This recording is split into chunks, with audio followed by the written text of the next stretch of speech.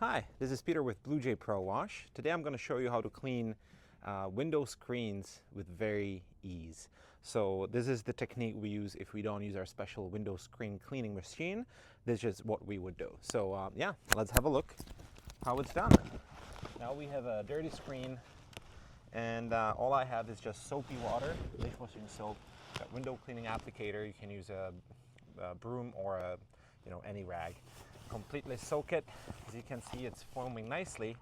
Now the main issue is, now I have very foamy screen. What am I going to do?